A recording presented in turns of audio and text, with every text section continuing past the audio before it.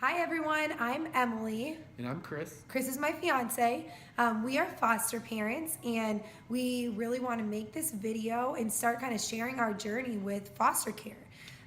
So we were foster parents, what, a little over a year now? Yep, about a year. It's been a year. We first became foster parents for a girl that I had previously mentored. She was 17 years old. She needed a place to live. She didn't live with us. She was going to end up living in a group home until she aged out. So we decided that we would become foster parents, open our home up to her. It was a great experience. She was awesome to have around. Definitely challenging at times, which we knew it would be. But it was a great experience. And now she is doing well. She moved out. She's Very planning on well. going to college. Yeah, very well. Going to college to become a massage therapist, which is awesome. So She we're was excited for that. she was the first one to graduate in her family. Yes, From high graduate school. from high school. So that was a huge accomplishment that she made. So we are super proud of her for that. So now we have decided to do foster care for little kids. We had to renew our license, and so it was a year. That was a few weeks ago, and shortly after, literally 2 days after it was renewed, we got a call to do respite care. And respite care is, bless you. Respite care is when foster parents need a break or they're going on vacation and their kids can't come with, then another foster family would take them for a while. So we took in a 2-year-old for 5 days, which was awesome. We loved her. She was great to have around. And then the very last night she was with us, we got a call from our licensing agent. And actually, first was a text just saying we have 6 kids that came into care, a sibling group of 6. It was ages between 6 to 14 years old. And so we had said, we'd take one kid under the age of 2. So it was a lot different than what we had wanted at first, what we thought was best for us for the time. So we talked about it, but they really seemed desperate, like we really need some help. And obviously 6 kids is a lot. So we said, we'll take the 6-year-old. If it's needed, we would hate to separate her from the sibling group, but if it's needed, we will take her for a while.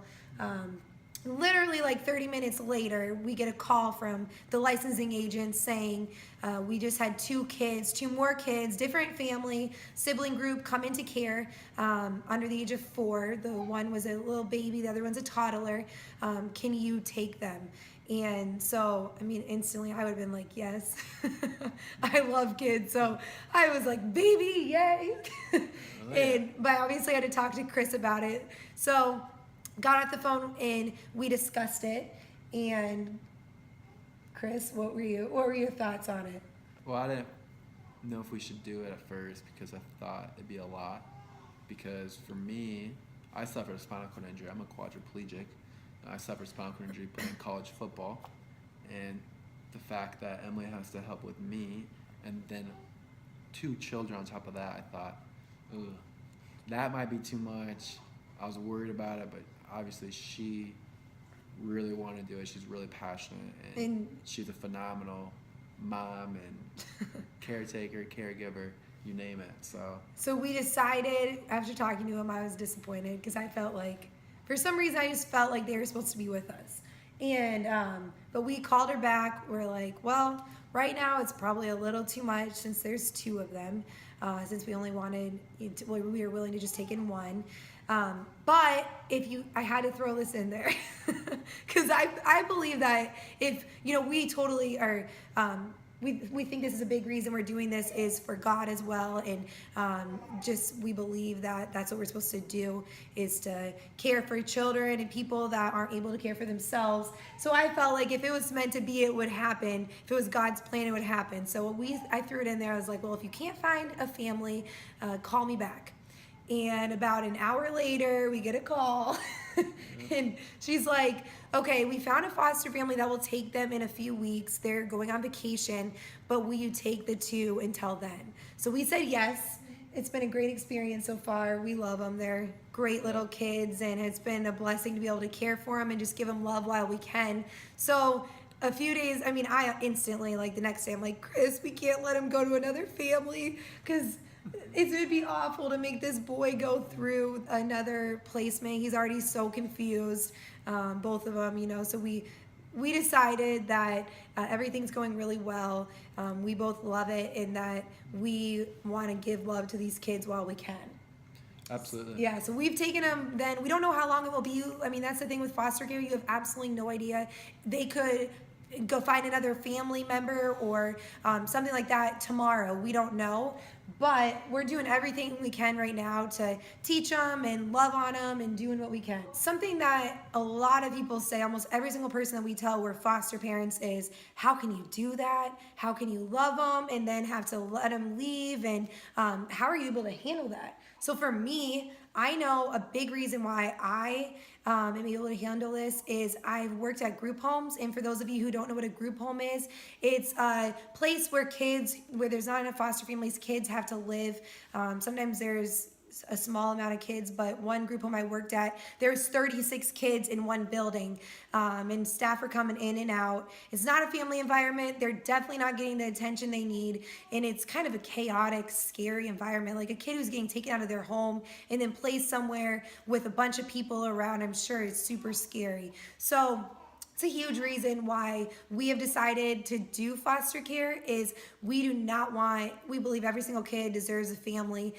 They're obviously not in this situation because of them. So we totally believe that they need to be in a family. So that's a big reason. And it will be interesting. We'll share with you guys what it's like. I mean, with the 17-year-old, she graduated from high school. She was an adult. She wanted to move out. So it was obviously sad to see her go, but that was something that we knew was going to happen. We knew she wasn't going back with her family or going with another family member. So it's going to be a lot different this time. Very different. Yeah. But I mean, we've been really leaning on God and praying about it. And I just look at it as an opportunity to give love, to help them to form attachments. They need those attachments. They're developing, especially at those young ages. Their brain and everything is developing, and to have those attachments and have the care and love they need will help them to develop into the person they're supposed to be. So that's another big reason too. But we will keep you guys posted on everything. I will be as real as possible and share this experience. And we're excited about it though. Absolutely. And then if anybody has any questions about becoming foster parents, or even if it's not to be a foster parent, but how you can support foster parents or foster kids, definitely send me a message. I'd be more than willing to share the process it took to become foster parents and what it's been like so far. So definitely let me know. Chris, you got anything? Goodbye.